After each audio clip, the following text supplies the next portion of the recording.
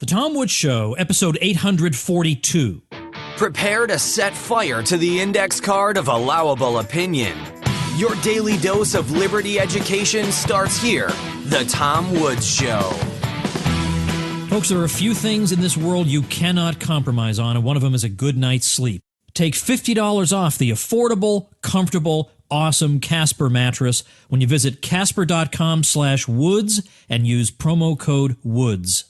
Hey everybody, Tom Woods here. Bob Murphy's with me. We're going to be talking about a topic Bob recommended, and it involves this. In the age of Trump so far, we're getting a lot of left liberals who are suddenly concerned about the powers of government, and they're outraged about this or that, but they weren't outraged about something equally bad done by Obama or some other predecessor. And what a lot of libertarians have been doing is saying, what is the matter with you hypocrites? Why does this alarm you, but that didn't? Or why all of a sudden, conveniently, do you have this principle when before you had that one? And we've been scolded by some libertarians, hey, it's more important now if there's a fire, it's more important to get together to put out the fire, blah, blah, blah, blah, blah. So is it wrong, or is there some benefit to pointing out that there may be some hypocrites at work here? Should we forget about that and just link arms with our new friends?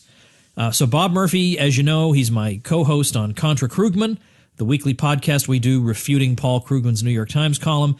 Bob holds his PhD in economics from New York University. He's the author of many books, most recently Choice, Cooperation, Enterprise, and Human Action, and The Primal Prescription, Surviving the Sick Care Sinkhole. Follow him at consultingbyrpm.com. Bob, welcome. Thanks for having me, Tom. Always a pleasure. Nice to have you and not be on Contra Krugman, because there are issues sometimes that arise that are not connected with Krugman, and we got to talk about them, and this is one of them. And isn't it refreshing to just not even have to mention the guy? Not even have to mention except for what you just did? Except for what I just did. That's right. Now, maybe we could do an awkward segue in this episode, too. We'll see. I don't know how that'll work. Yeah, you know where you won't have to deal with violent leftists. But anyway, the point of this episode, as I just laid out for people, is trying to figure out what's the right approach to take in this situation? And I know you've been thinking about it a lot. You've been writing about it a lot. I sent out an email to my list the other day that crystallized some of my thoughts because Brendan O'Neill in The Spectator in the UK expressed them so beautifully. It was like I wrote them, not because they're so beautiful, but because they're so much like my thoughts. So I'm going to share that with you in a minute, but you, I know, have kind of vacillated on this, not knowing exactly what the right position is, and you've really thought about it. So what have you decided is the right approach to take broadly, and then we'll look at some particulars. Well, if you don't mind, Tom, I'd like to keep your listeners in suspense. Let me not give them my conclusion, but let me just sort of build up to it.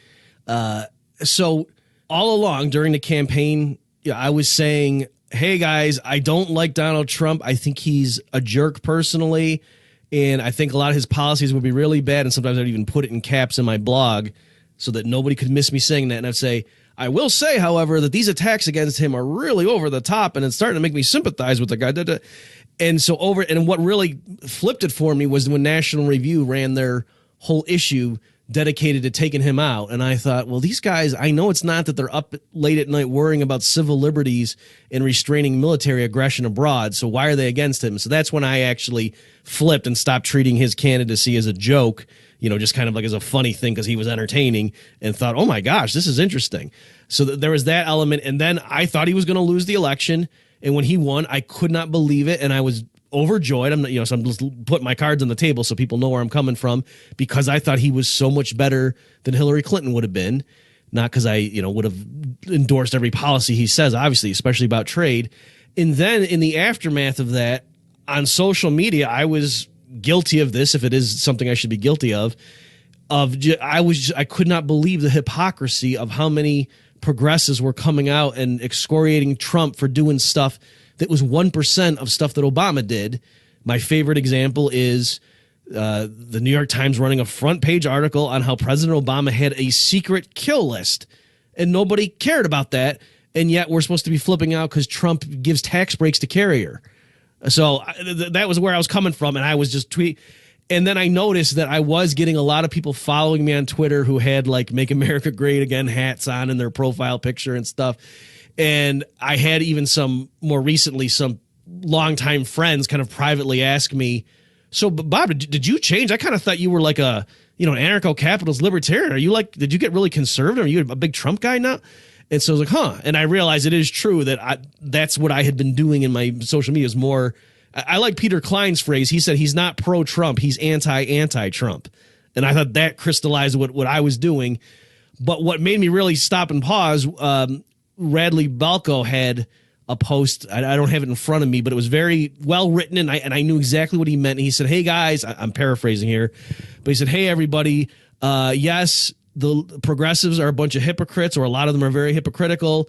But, right now, when Trump is in the White House doing things that you yourselves agree are violations of civil liberty or, wrong on foreign policy, maybe you should stop making fun of the snowflakes who need a safe space and start addressing your, criticism and targeting your fire against the person who actually has a lot of power in this country.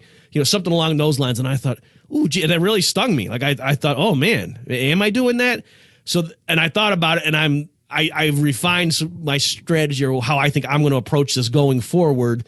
So I don't agree necessarily with what Balco was saying wholeheartedly, but it really did make me stop and pause for a few days, really thinking this stuff through. So what are your thoughts, Tom? Well, let me refer to this email that I sent out. I guess by the time this airs, I will probably also have posted it as a blog post. So I'll link to it at tomwoods.com/842. But this is what's bothering me. This is why, and people will say, well, look, yes, it's true that Obama did bad things and these people weren't particularly alert to it, but now's not the time to be dwelling on that. And there's some kind of a ring that has the ring of Krugman saying, well, who cares what caused the financial crisis? We're in it. Let's try and fix it. Tom, can you stop talking about that guy for once? You know where you will probably be. All right, anyway, we'll talk about that later.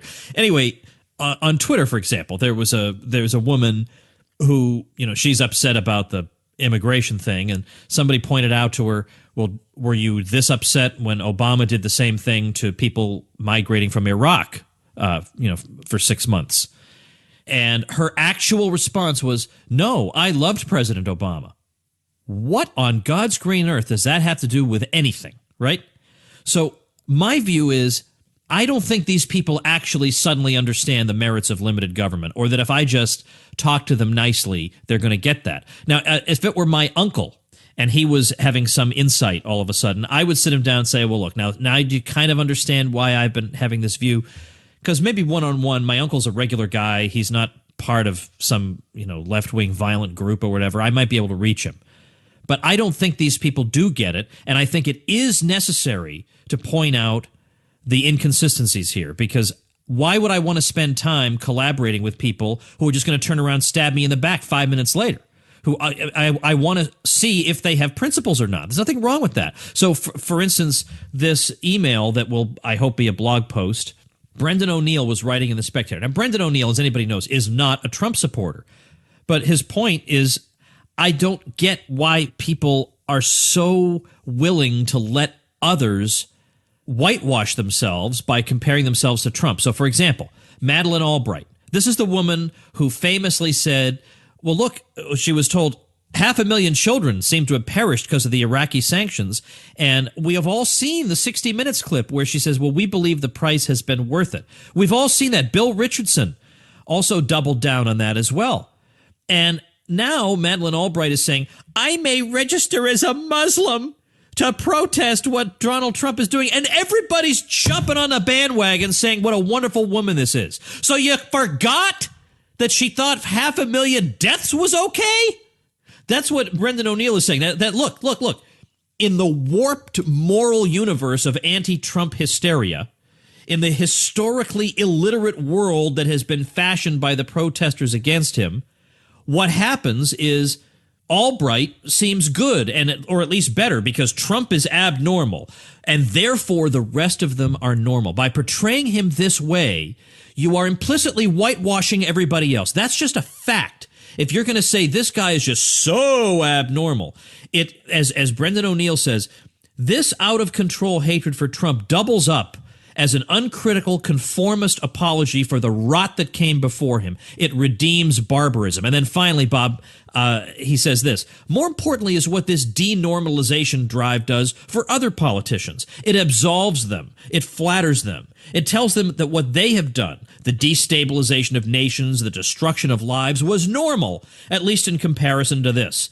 The left's arrogant, aristocratic withholding of legitimacy from Trump by extension legitimizes his predecessors, including those who did far worse things than Trump has even countenanced. Now, look, Trump has already started down a very bad foreign policy road. So I wrote an email about that saying, meanwhile, while people are protesting other things, the real potential disaster of his presidency is unfolding right in front of them. And they're so used to not caring what happens to foreigners, they don't even notice it. So I don't care. I don't mind criticizing the guy. Yeah. But I'm not going to say, oh, it's a unique evil in the history of America. Oh, the only way I would say that is if I was an ignorant idiot educated in the public schools. All right. What do you think, Bob? Well, it's going to be hard for me to follow that, Tom. You're kind of angry. Let me, I actually. That's what makes it fun, right? I agree with a lot of what you're saying. I think you and I came to the same conclusion. Before I lose it, so those are the more important things in terms of what's wrong with people saying, hey, guys, now that they finally have come around and agree with you, maybe you shouldn't slap them on the hand. Like, what kind of incentive structure is that? I understand that kind of complaint, but I think it's misguided. I don't think it's correct. And so I do want to come back to that because that's kind of what made me really settle on, okay, this is how I'm going to handle this going forward. But you're right, Tom, in terms of the hypocrisy of this stuff and people who are guilty of the very things they're now coming forward and trying to show what good people they are. So for one thing, like David Frum recently had a cover story in the Atlantic about authoritarian regimes, meaning like how do we stop Trump? And it was, that's interesting. David Frum knows something about that, I think. We've got, John McCain. You pointed this out, Tom, recently, too. John McCain lecturing us on, how we got to treat people with civility and you don't want to saber rattle and cause problems with our allies. And he was singing a song about bomb, Iran. Indeed. So again, it's hard for me to take this stuff seriously. And what they're doing, here's another one, is the outrage about Trump firing Sally Yates.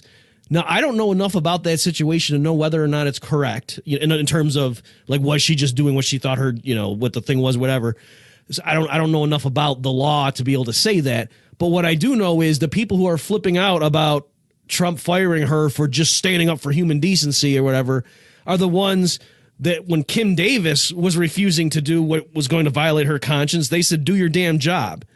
I don't know if you guys remember that, but, she was do you remember who that was, Tom? Or is that enough of a name that your listeners would know? I'll look it up because I know who you're talking about. Okay, yeah. It had to do with marriage licenses, and she wouldn't give them, even though that's what now the law said to, couples she did not think that because of her religious beliefs ought to be allowed to. Yeah. Kim Davis. Yeah. So, and again, there were like memes floating around, with people who might have disagreed with certain things and then still did their job, right? And so that was the big thing going around for a while was Kim Davis needs to do her damn job or resign, get out of the way and put someone in there who's going to enforce the law as it's coming down from on top. And yet Sally Yates is a hero for not doing what the new rule was coming down. All right. So there is, I think, a bit of hypocrisy, and I know people can come in and quibble and say, oh, no, they're totally different because, but it's more when you agree with what the person's doing. And then when that Kim Davis thing was happening, I remember thinking, wait a minute. So now the principle is if you think what the law says violates your moral principles, you want the person to just go ahead and do it anyway? Are you sure that's what the lesson we're supposed to take from this is? Another thing going on here, Tom, is I think that the people who are, how can I put it? So if someone really is just rank and file people are really upset about what Trump is doing, I understand that, particularly on many issues where I would agree. I didn't like his recent executive order.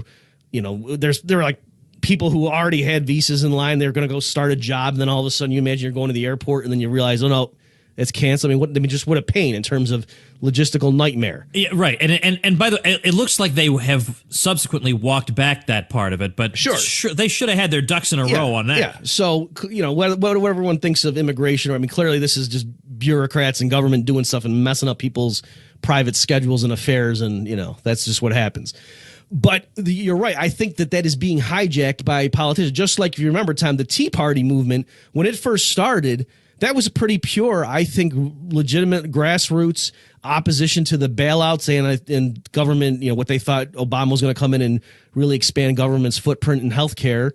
And I think that was pretty sincere and really were people who just didn't want the government bailing out big bankers and so forth. And then it got hijacked by establishment Republicans. And I get how that happens. If you're going to have a rally and then some big name from Fox News or some GOP senator is going to come in and speak, then that looks more impressive. You get a bigger turnout. But, over time, it makes them take it over. And it's no longer this grassroots thing that actually might stand up to big government. It just gets co-opted.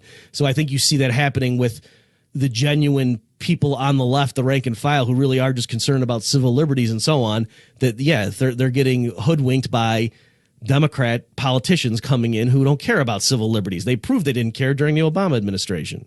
All right, let's pick this up in just a minute after we thank our sponsor.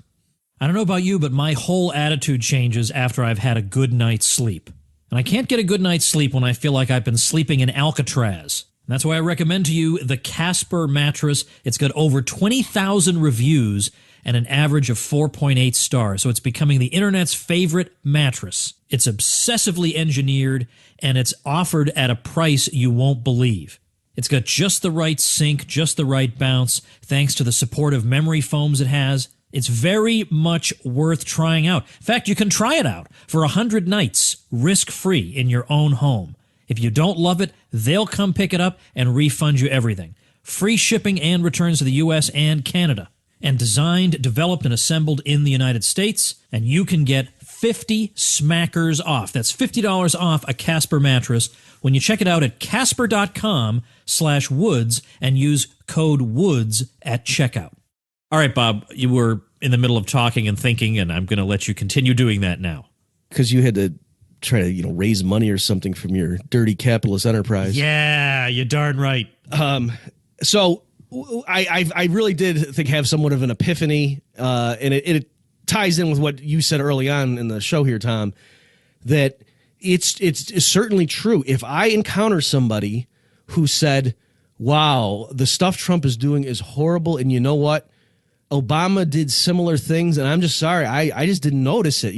My allies that I rely on, the blogs I read, Think Progress and Salon and Huffington Post, and stuff, they didn't really put it in my face that Obama had a secret kill list. I had no idea. And you're right. And now I see the danger of there might be a real madman in the White House from my point of view. And so I'm really, in the future, I'm not going to just go along if some Democrat says, I have not encountered a single human being who said anything in the same zip code as that. But what I have encountered are people, and I'm not just referring to strangers. I mean, people like I went to high school with that I'm friends with on Facebook. I shared that New York Times thing about Obama's kill list, and I said something. I was trying to be very, I wasn't rubbing in their face. I was just saying something very conciliatory, like, hey, I don't do a lot of political posts here. And for those who aren't my friend on Facebook, that's true. In that forum, I don't try to be political. And I said, hey, if you're objecting to stuff Trump's doing right now, I understand where you're coming from. But did you know Obama had a secret kill list that was established? And, so if you can see why maybe some of us libertarians were trying to all along limit executive power, things like that. And people in the comments said, you're right. I am someone who has been pretty quiet up till now, and I'm protesting against Trump. But you know what? And I admit Obama, may have made some questionable calls, but I trust him. I trusted his intentions and his motives. And even if he made a mistake, it was because he was trying to, achieve some other righteous goal. Whereas I don't trust Trump. He's just an awful person. And that's why I'm acting this way. Okay. So far from them realizing they were wrong before, they doubled down. I've seen other people say, oh man, I really miss Obama now, in comparison to this monster we have in the White House. Or another way of framing it, suppose somehow there was this evidence was uncovered of massive vote fraud, and it turned out that actually Hillary Clinton really won the Electoral College. And so somehow within the next month, things happen and Trump advocates and the Supreme Court chimes in, and now Hillary Clinton's our president. Do you think her fans would be more skeptical of what she does in office now, or would say, you can do whatever you want, Hillary, because we just endured a few weeks of that monster, and so go ahead, do whatever you want and steamroll your opposition. We don't care. I think they would do the latter. So far from this episode teaching progressives the danger of having a strong executive. I think it shows them the danger of, we needed to get the vote out more this last election. I can't believe this guy slipped in. We got to make sure next time our person gets in there. Yeah, I think that is about the conclusion that they're drawing. I would also point out something like the case of Yemen. Now, not a lot of people know what's been going on in Yemen, but that's a decision that's made by them and by the media. But reputable sources say that about every 10 minutes, a child is killed or perishes in Yemen one way or another through, basically it's a campaign by the Saudis that has resulted in the country being on the verge of starvation. It is horrible what's going on there. And Obama connived at that and partook in that completely all through 2016. And I didn't hear anything about that. I basically didn't hear anything. I mean, okay, a very, very small handful of people.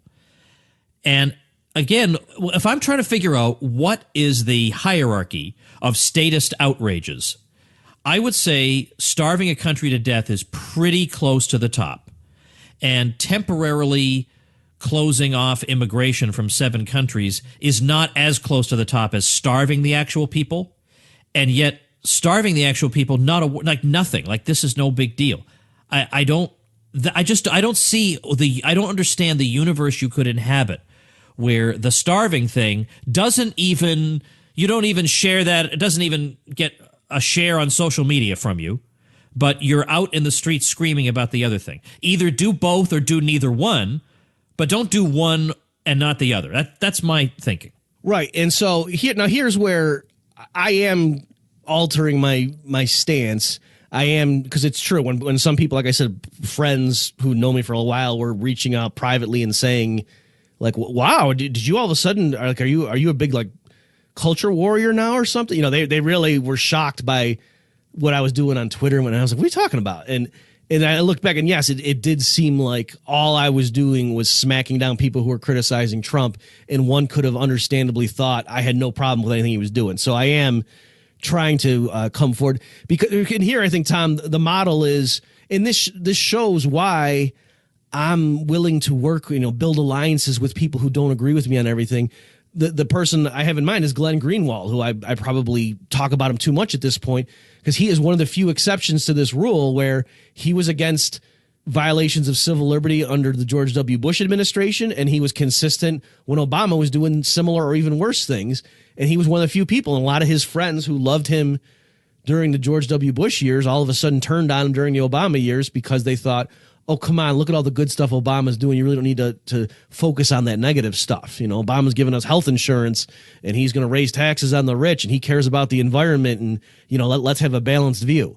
So, and that's the thing that happens with all these administrations. Just like there's a lot of Republicans I know who don't like what Trump was doing with the executive orders on immigration. I mean, they might be for tightening immigration, but they don't think the way he did it was good, and they certainly think he's insensitive, if you'll permit me to use a PC word, the way he did. He just comes off like he doesn't care at all about messing up with people's lives and what have you. And they kind of say, but, let's work with him on, these other places where he's so good, especially compared to Hillary Clinton. He's great on energy policy. And, I have colleagues who are working with the Trump administration on that stuff. So, in their point of view, we're going to get such good stuff here. Like, that's what we're going to focus on. So I'm not saying anything's right or wrong here, but this cycle, that's how it plays out. And so when people say, you can't just be a purist, and if people are opposing Trump on issues X, Y, and Z that you agree with them on, build bridges. And again, I will do it if I think they're going to be consistent. So like, I gave talks to the local Normal chapter when I lived in Nashville, and I'm sure the people in that room, many of them were progressive Democrats with a capital D. But that was fine. We all agreed on the issue of ending the drug war. And so I went and talked to them about the economics of drug prohibition and so forth, because I was pretty sure if you're going to Normal, you're pretty consistent on that issue. All right. But, again, people who are in the same breath saying how they are upset about Trump doing things, and you bring up that Obama did similar things and they don't care. Well, why would I work with somebody like that when I know they're going to support someone who's going to come in later and do the same thing? That's strategically stupid. So it's not a matter of me just catering to my entertainment and it's so fun to just point out the hypocrisy of the left while I'm ignoring these abuses of power. I think it would actually, in the long run, solidify abuses of power if I throw my lot in with people who I know are hypocrites on this, and they're going to flip the moment their person's in power. Yeah, that's it. That's exactly it. So there's nothing wrong with what I've seen some people doing, which is writing articles aimed at the left and saying, look, if you really want to think this through, maybe you understand now that it wasn't, racism and slavery that made us have our views all this time. It was that we have felt about pretty much every president ever the way you feel about this president. And so maybe now you can try and be a little bit more sympathetic. I'm watching people in the streets burning things and assaulting people, and I'm not thinking these are folks who want to sit down and say, doggone it, I really need to look at the world in a different light. I see people who are quite sure they already know everything there is to know. And also, Tom, that they're so horrified that Trump wouldn't answer the question from the guy from CNN. What a violation of free speech, while they're punching a guy in the face because they disagree with his views and then joking about it afterwards. And, and then pepper spraying a girl in the face because she's standing there calmly saying, oh, yeah, I support their right to free speech and I support Milo's. And she's got a MAGA hat on. And so that's why someone comes up and pepper sprays her. So, like I said, how can you possibly be supporting that while you're then complaining about Trump cracking down on free speech? It's amazing to me. I don't understand how they can do that. But all right. Yeah, but I think the way you understand it is to realize something that it took me a long time finally to acknowledge, that maybe you are dealing with people who simply don't have universal principles. They have particularist desires. I want what's good for my group. And for my group, free speech is good. I want what's bad for that group. And for that group, suppression and muzzles are good. I think that's genuinely what it boils down to. It's not that they're hypocrites. It's like saying, and you get this all the time in a first grade classroom, the Puritans were hypocrites because they fled England seeking religious liberty, and yet they wouldn't give religious liberty to other people. Wrong. They were not seeking religious liberty in the abstract. They were seeking it for themselves. They were seeking to practice what they believed to be the proper Christian religion. At no time did they say, and we want to be a haven for all people who have oddball ideas. They never said that. So they were not hypocrites at all. And likewise, I think in this, maybe the left are not hypocrites because they genuinely don't believe in free speech. They never said they did. I mean, well, their parents said they did.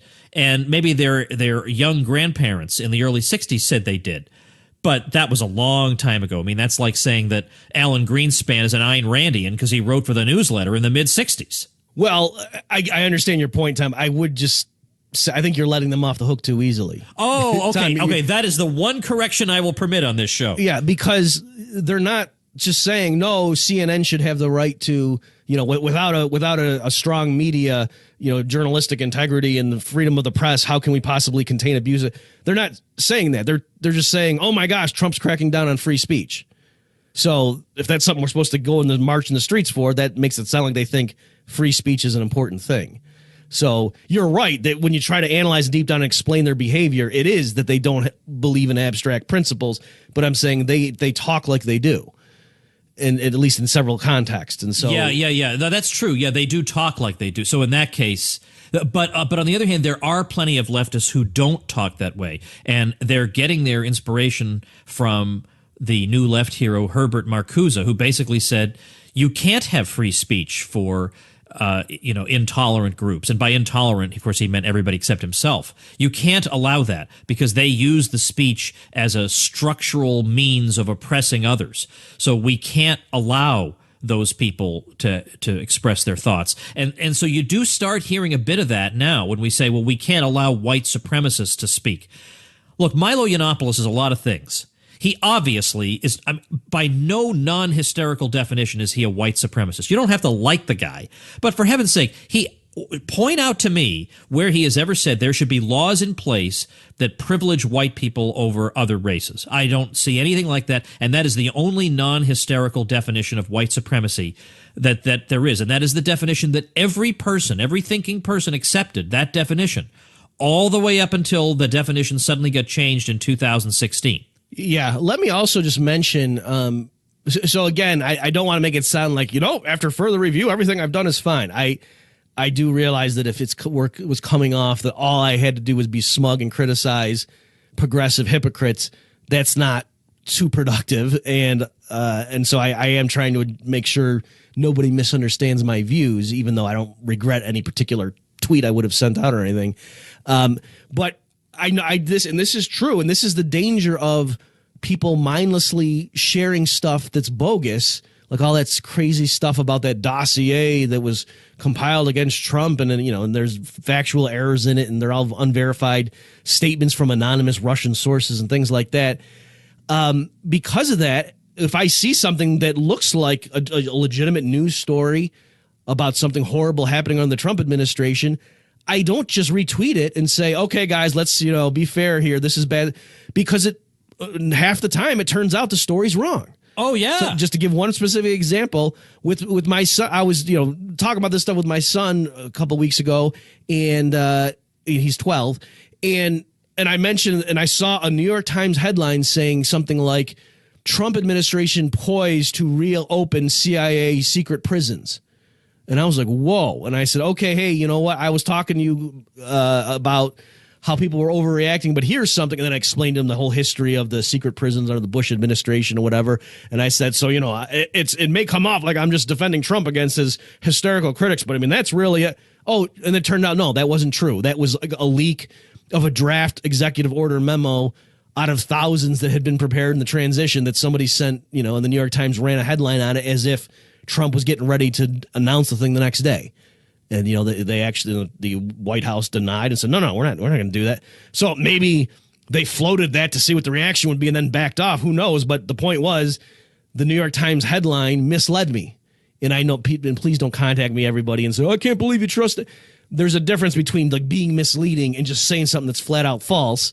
And so that burned me so badly that at this point, no, I don't trust anything coming out of CNN or New York, no matter how bulletproof and sourced it appears to be. I don't trust those people when they say an anti-Trump thing. And so I've lost the ability to be able to stand up to abuses of power because I no longer can trust most of the sources. Like at this point, if Glenn Greenwald writes something showing something bad the Trump administration is doing, I will retweet that in good conscience because I know Glenn is really careful about not sharing something that's going to blow up in his face and he's going to have to retract 2 days later.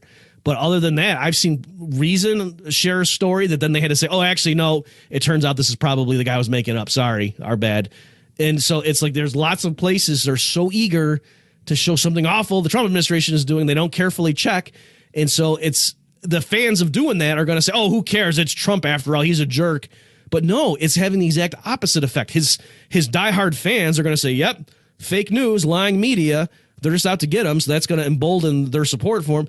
And for people like me who want to be fair and balanced, I no longer have an avenue to learn anything bad about him because I don't trust these people. Yeah, exactly. I have to just sit back and, wait 4 weeks after something happens for newspapers in other countries to maybe tell me what's happening, or for independent people to figure out what's happening. But I certainly am not going to read for heaven's sake, I have more dignity than to read some crummy New York Times article and come to a conclusion.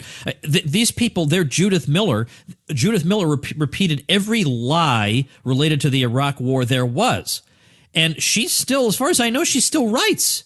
I mean, she should be in a convent somewhere, living out the rest of her life in sackcloth and ashes. I that's amazing to me. And yet people are upset about Alex Jones, who is a drop in the bucket compared to the New York Times. How do you? I just don't. And frankly, this is very therapeutic for me to get all this out.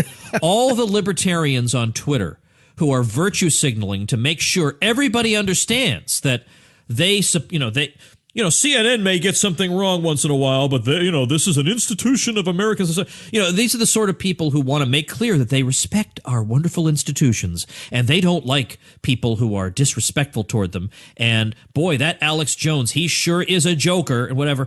I'm not saying I agree with Alex Jones. I mean, sometimes he's right, but I'm not saying I agree with his approach or his style or whatever.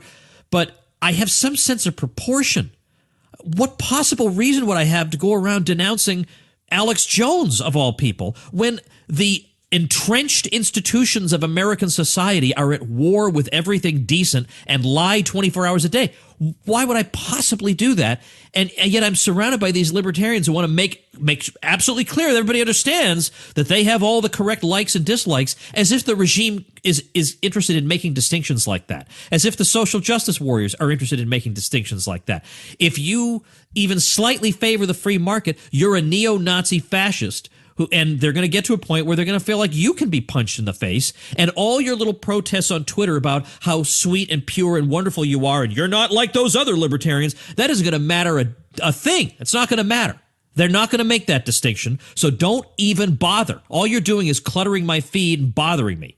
Yeah, that is a good point, Tom, that people who have no problem calling someone a neo-Nazi when really what it means is, he doesn't believe in racial set-asides or something. Yeah, right. Thinks Planned Parenthood's funding from the government should be cut. And, it is neo-Nazi or whatever, hates women. People who are that careless about actually getting their opponent's position correct, they're not going to remember, oh, you know what? Yeah, you did share that CNN story about Trump. So, yeah, we're not going to go after you. We're going to go after guys like Tom Woods. That's not going to happen for sure. So let me just say, as this is where I guess we're probably getting close to the time here, Tom, but what I am going to try to do is, like I said, number one, make it clear that I'm not just giving a blank check to everything the Trump administration does, and I certainly don't want to fall into that category, because I also think what I want to do is just to have some legitimacy, just like, I can respect somebody like Glenn Greenwald and a few other people who are being principled about it. Yeah. I'm hoping that therefore people can realize, okay, yeah, this guy Murphy really does mean it when he believes in limited government and so forth, or, actually go further than that. But, the way somebody would phrase it, that it's not merely that, oh yeah, when a Democrat's in there, it's because he hates poor people and wants to cut food stamps. But when a Republican's in there, oh yeah, sky's the limit. Go ahead and boost the military budget. Certainly want to make sure people don't ever think that that's true of me. And if I can get people in a more prolonged discussion or whatever, the reasonable civil debate, who right now are furious about Trump and the things he's doing, I think it would be good to put them on the spot, not in a hostile way, but just to say, okay, well, Obama did similar things, right? Or, you're worried about somebody cracking down against someone because of their religion. Well, under the Clinton administration, there was some religious extremists who were all burned to death with chemicals that had been banned in international warfare. It's called Waco. Go look it up. And, was that big on your radar? Were you really concerned about that at the time? Or that doesn't count because it was some weirdo, Christian cult you were told and say, who cares? That's not going to affect me. Things like that.